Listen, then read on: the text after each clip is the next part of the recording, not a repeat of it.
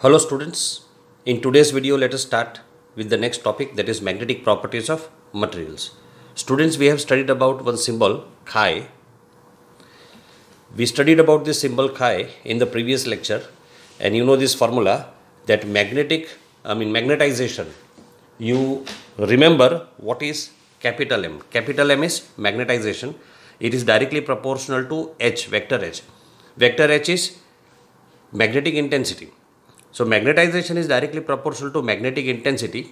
So if we write the proportionality as equal to, then you will have to have a constant chi. This constant is called as magnetic susceptibility. Students, remember the value of magnetic susceptibility chi is different for different substances. Some substances have low values, some substances have high values, some substances even have negative values. Value of काई can be negative और positive. Students, जैसे जैसे मैं video को आगे continue करता हूँ, मैंने ये सारे पॉइंट्स जो लिखे हैं आप आपकी नोटबुक्स में कॉपी कर सकते हो. आपको ये एस प्रॉपर्टीज़ मिल जाएगी. टेक्स्ट बुक में पूरा थियोरेटिकली एक्सप्लेन किया है मैंने, इसको point wise properly systematically arrange करके लिखा है. It will help you to remember this. There will definitely be a question of this in the board exam. So students, on the basis of the values of chi, we have three different types of materials. What are those three types of materials? Let us see. So students, you have these three types of materials. One is diamagnetic. For diamagnetic materials, the value of chi is negative. For paramagnetic materials, the value of chi is positive, but it is small. And for ferromagnetic materials, the value of chi is also positive, but it is large. So on the basis of value of chi, you have three types of materials: diamagnetic, paramagnetic and ferromagnetic. What is the difference in these three types of materials? So you see, in diamagnetic materials the value of chi lies between -1 to 0. तो -1 से 0 जो भी values आएगी वो बहुत छोटी आएगी. उतना ही नहीं, सारी वैल्यूज नेगेटिव होगी. पैरामैग्नेटिक सब्सटेंसेस के लिए chi की वैल्यू 0 से एप्सिलॉन के बीच में आती है. Epsilon is a very very small number. What is epsilon? So it is just some arbitrary small number. And for ferromagnetic substances, the value of chi is very very large. It is much greater than 1. ये एक difference है. दूसरा, diamagnetic substances जो होते हैं उनमें relative permeability जो होती है वो भी बहुत छोटी होती है. 0 से 1 के बीच में वो 0 भी हो सकता है. पैरामैग्नेटिक सब्सटेंसेस का रिलेटिव परमिएबिलिटी भी छोटा होता है. And it can be 1 to 1 plus epsilon. Epsilon is just some small number. And for ferromagnetic substances, the value of relative permeability is very high and it could be even up to 1000. बहुत large value होती है. दूसरा, students, what is the difference between mu and mu naught? आपको पता है mu naught is the permeability of free space. Mu is the permeability of material. Diamagnetic substances की permeability air यानी कि free space या vacuum उसकी permeability से कम होती है. जबकि पैरामैग्नेटिक एंड फेरोमैग्नेटिक की परमिएबिलिटी एयर या वैक्यूम की परमिएबिलिटी से ज़्यादा होती है. It's greater. Here it is greater but not much large, but in ferromagnetic substances it is very large.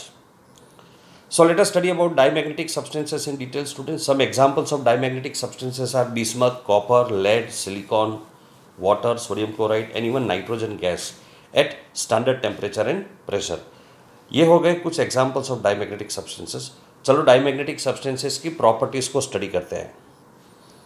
Students, diamagnetic substances जो होते हैं उनकी प्रॉपर्टीज़ जो है वो इलेक्ट्रॉन्स के ऑर्बिटल मोशन की वजह से होती है.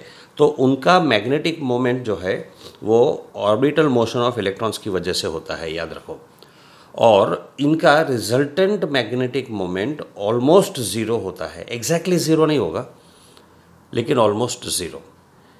किसी भी एटम का नेट मैग्नेटिक मोमेंट जो है वो फील्ड की डायरेक्शन में होता है, वो याद रखने का. हमने जो भी एक्सटर्नल फील्ड अप्लाई किया है उसके डायरेक्शन में मैग्नेटिक मोमेंट होता है. इससे क्या होता है, मैंने गलती से डायरेक्शन ऑफ बोल दिया था लेकिन it is in the opposite direction, याद रखो. तो ऑपोजिट डायरेक्शन में होने से क्या होता है बच्चों कि जब भी हम कोई एक्सटर्नल फील्ड अप्लाई करते हैं तो ये सब्सटेंसेस में रिपल्शन होता है. आपको पता है जब कोई मैग्नेट के पास आप आयन का पीस लेकर आते हो तो मैग्नेट अट्रैक्ट होता है, वो आयन का पीस जो है वो अट्रैक्ट होता है. लेकिन अगर किसी मैग्नेट के पास आप कोई डाईमैग्नेटिक सब्सटेंस को लेकर आते हो तो उसका रिपल्शन होगा, ये आपको याद रखना है, ठीक है। तो ये सब्सटेंसेस जो है वो हाई मैग्नेटिक फील्ड से वीक मैग्नेटिक फील्ड की तरफ जाते हैं। देखो ये एक नॉन यूनिफॉर्म मैग्नेटिक फील्ड है और इस नॉन यूनिफॉर्म मैग्नेटिक फील्ड में हमने यहाँ पर एक छोटा सा डाईमैग्नेटिक सब्सटेंस रखा है। यहाँ पर फील्ड लाइंस की डेंसिटी ज़्यादा है, इस रीजन में फील्ड लाइंस की डेंसिटी कम है। तो ये हाई मैग्नेटिक रीजन है, हाई मैग्नेटिक फील्ड का रीजन है, ये लो मैग्नेटिक फील्ड का रीजन है। तो डाईमैग्नेटिक सब्सटेंस क्या करता है, वो हाई फील्ड वाले रीजन से लो वीक फील्ड वाले रीजन में चला जाता है। ये हो गई नॉन यूनिफॉर्म मैग्नेटिक फील्ड की बात। लेकिन अगर हम यूनिफॉर्म मैग्नेटिक फील्ड की बात करते हैं तो यूनिफॉर्म मैग्नेटिक फील्ड में अगर हम कोई डाईमैग्नेटिक सब्सटेंस रखते हैं तो क्या होता है, उसकी फील्ड लाइंस जो है ना इसे रिपेल होकर बाहर से निकल जाती है। बहुत ही कम लाइंस उसके अंदर से जाती है, सारी की सारी फील्ड लाइंस रिपेल हो जाती है और बाहर से निकल जाती है। तो और दूसरी प्रॉपर्टीज हम देखते हैं स्टूडेंट्स, थोड़ी देर पहले हमने स्टडी किया था कि मैग्नेटिक डाईमैग्नेटिक सब्सटेंसेस की ससेप्टिबिलिटी लो होती है और वो नेगेटिव होती है। और एक बात, वो टेम्परेचर पे डिपेंड नहीं करती है, ये बहुत इंपॉर्टेंट है। डाईमैग्नेटिक सब्सटेंसेस और बाकी के दो टाइप्स है, बाकी के दो टाइप कौन से हैं, पैरामैग्नेटिक एंड फेरोमैग्नेटिक।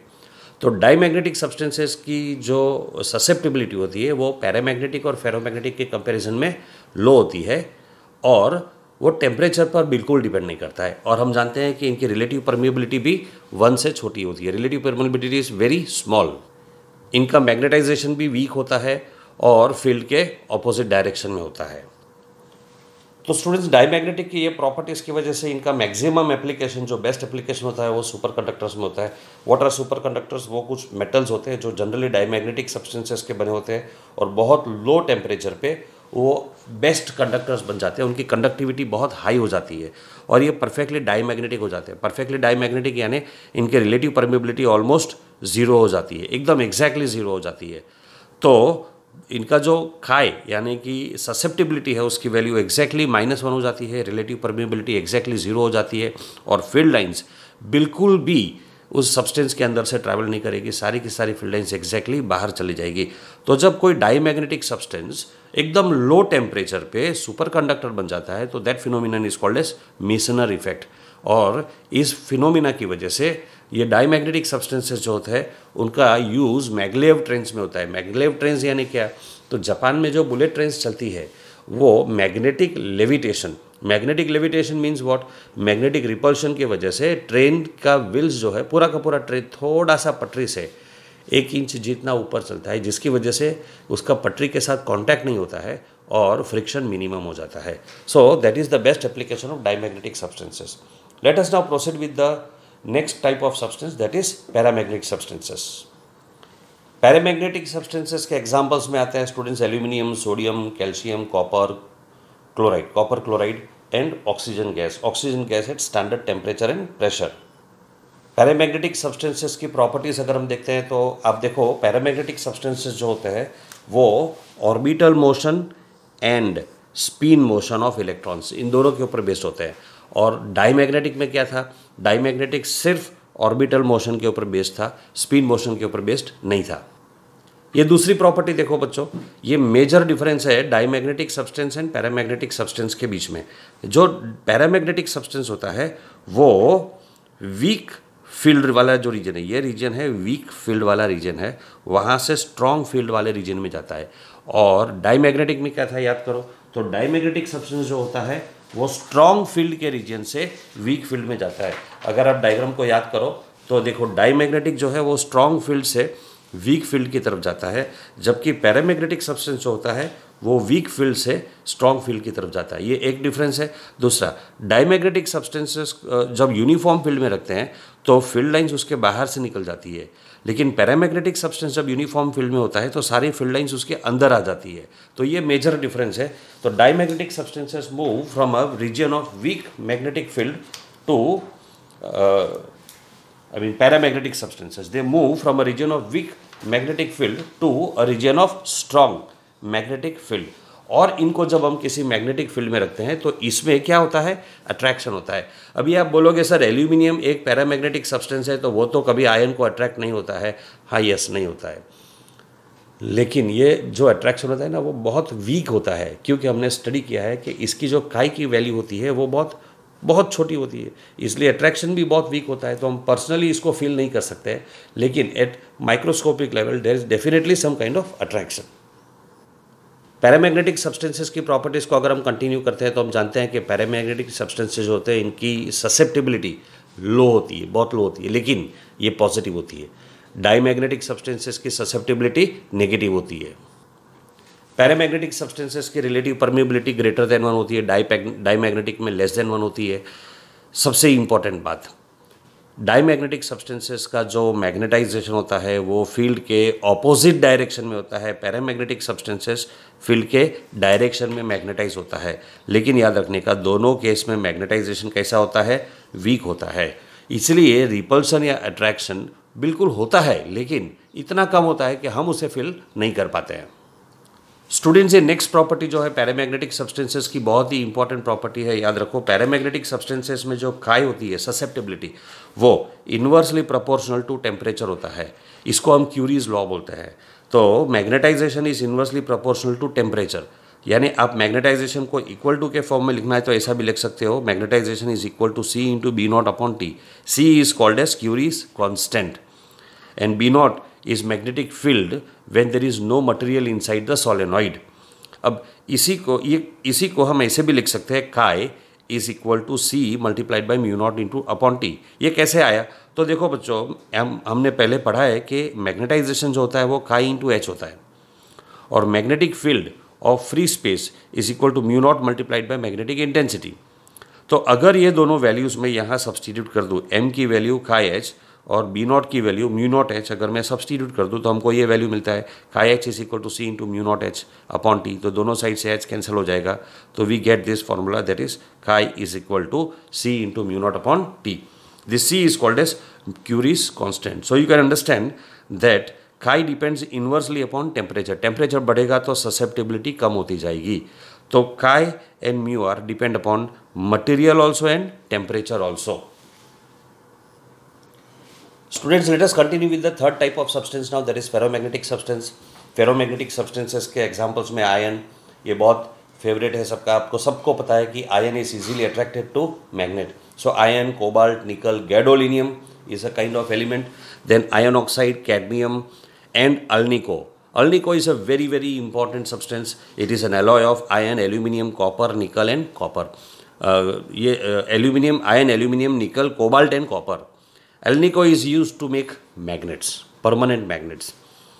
इनकी प्रॉपर्टीज़ को समझ लेते हैं। देखो बच्चों, ये जो आयन फेरोमैग्नेटिक सब्सटेंसेस होते हैं, इनका जो मैग्नेटिज्म होता है ना, वो डोमेन्स के ऊपर बेस होता है। अब डोमेन्स क्या होता है तो मैं थोड़ी देर में आपको एक्सप्लेन कर देता हूँ। फिलहाल आप इतना याद रखो कि ये डोमेन्स के ऊपर बेस्ड होता है।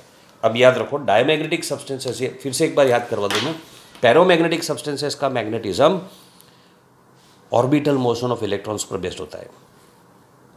डाईमैग्नेटिक में ऑर्बिटल एंड स्पिन मोशन दोनों, जबकि फेरोमैग्नेटिक में डोमेन्स पर बेस्ड होता है। ये strongly attracted to external magnetic field, इसलिए हम इसको इजीली फील कर सकते हैं।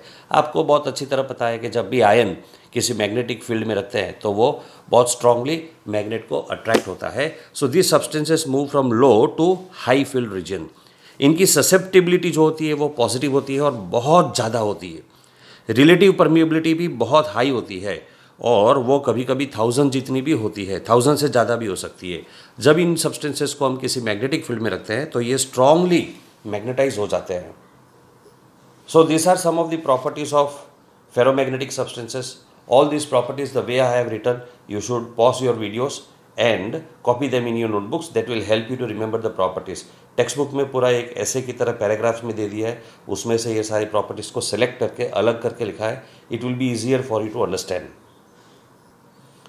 फेरोमैग्नेटिक सब्सटेंसेस की और एक इंपॉर्टेंट प्रॉपर्टी है कि इनका जो काई होता है, काई की वैल्यू, मैग्नेटिक ससेप्टिबिलिटी जो होता है, वो इन्वर्सली प्रोपोर्शनल टू टेम्परेचर होता है। लेकिन यहाँ पर फॉर्मूला थोड़ा सा डिफरेंट होता है। आप याद करो कि पैरामैग्नेटिक सब्सटेंसेस में काई का फॉर्मूला क्या था, तो आप ये देख लो, पैरामैग्नेटिक सब्सटेंसेस में काई का फॉर्मूला था C into mu naught by T, और यहाँ पर फॉर्मूला हो जाता है C upon T minus TC।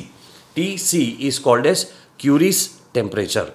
Curies temperature क्या होता है? अब बच्चों एक बात याद रखो, at high temperatures ferromagnetic substances जो होते हैं वो पैरामैग्नेटिक सब्सटेंसेस में कन्वर्ट हो जाते हैं। ये एक बहुत इंपॉर्टेंट बात है आपको याद रखने का। तो सारे सब्सटेंसेस हाई टेम्परेचर पर पैरामैग्नेटिक में कन्वर्ट हो जाते हैं, सारे सब्सटेंसेस, ऑलमोस्ट ऑल सब्सटेंसेस। तो पैरामैग्नेटिक है ना, वो सारे सब्सटेंसेस की एक बेसिक प्रॉपर्टी हो गई। तो फेरोमैग्नेटिक सब्सटेंस को अगर आप गर्म करो तो वो भी पैरामैग्नेटिक में कन्वर्ट हो जाएगा। तो जिस टेम्परेचर पे फेरोमैग्नेटिक सब्सटेंस पैरामैग्नेटिक सब्सटेंस में कन्वर्ट होता है, that temperature is called as Curie's temperature. C is called as Curie's constant. चलो बच्चों, अभी हम डोमेन्स को समझते हैं। देखो, आप जानते हो डोमेन्स का मतलब कैसा होता है, उसको हम समझते हैं। आप जानते हो कि किसी एटम में एक डाइपोल मोमेंट होता है।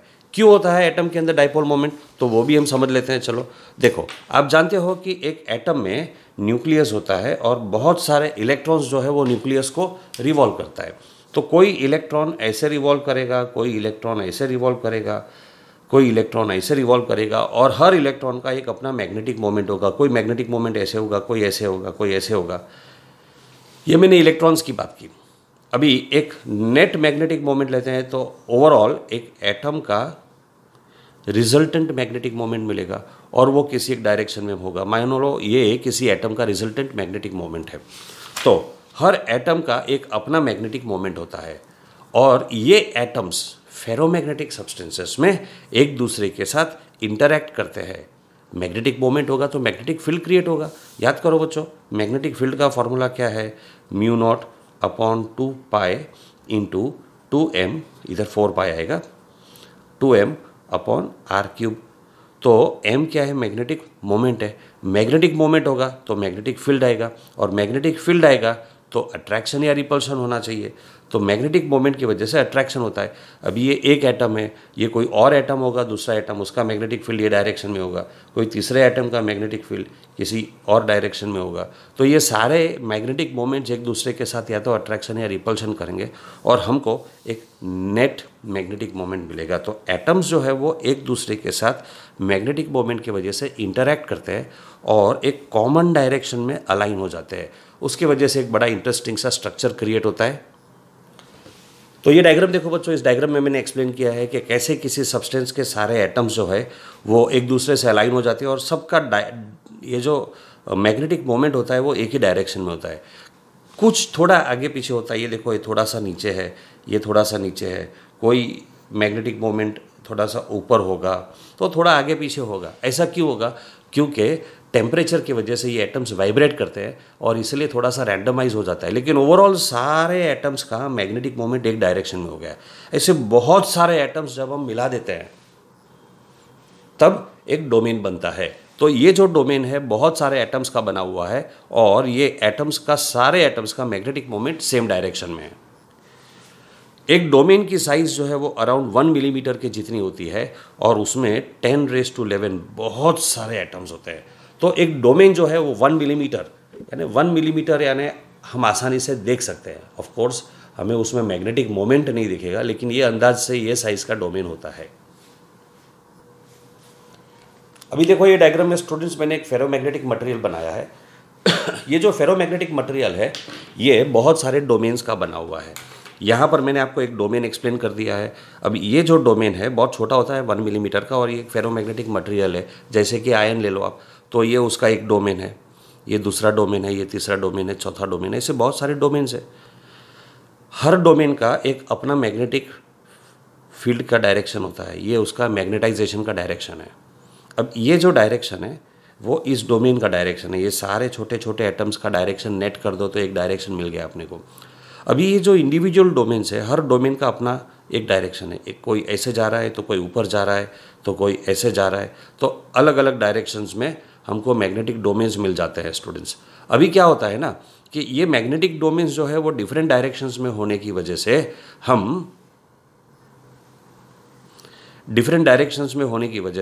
हम क्या होता है कि हमको एक नेट मैग्नेटिक फील्ड नहीं मिलता है। इसका मतलब मैं ये कहना चाहता हूँ कि एक आयन के पीस के बाजू में, टुकड़े के बाजू में आप दूसरा आयन का टुकड़ा रख दो तो कोई अट्रैक्शन नहीं होता है। क्यों नहीं होता है? क्योंकि दोनों का जो मैग्नेटिक फील्ड का जो डायरेक्शन है वो रैंडम है, अलग अलग है।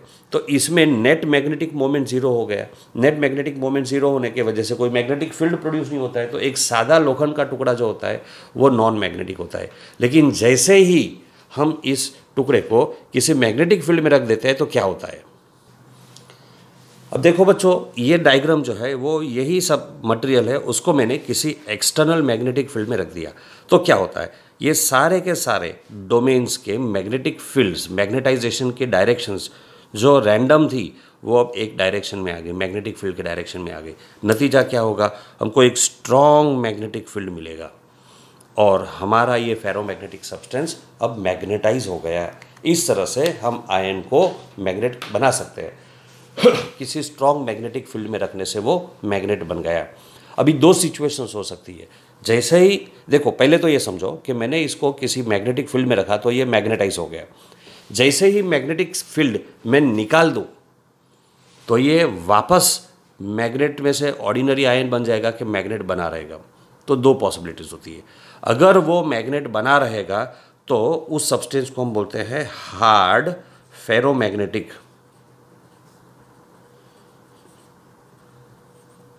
सब्सटेंसेस या हार्ड फेरोमैग्नेट्स। और मैग्नेटिक फील्ड निकालने के बाद अगर वो फिर से अपनी ओरिजिनल सिचुएशन में आ जाता है और अपना मैग्नेटाइजेशन लूज कर देता है, खो देता है, then it is a soft ferromagnetic substances. Alnico alloy और लोडस्टोन जो नेचुरल मैग्नेट्स होते हैं वो हार्ड फेरोमैग्नेटिक सब्सटेंसेस होते हैं, लेकिन सॉफ्ट आयन जो होता है वो सॉफ्ट फेरोमैग्नेटिक सब्सटेंस होता है। तो students, that was all about types of substances, magnetic properties based on the values of chi. One most important thing that we need to understand is now a loop called as hysteresis loop of B and H. B is magnetic field, H is magnetic intensity. This loop we will study in the next video.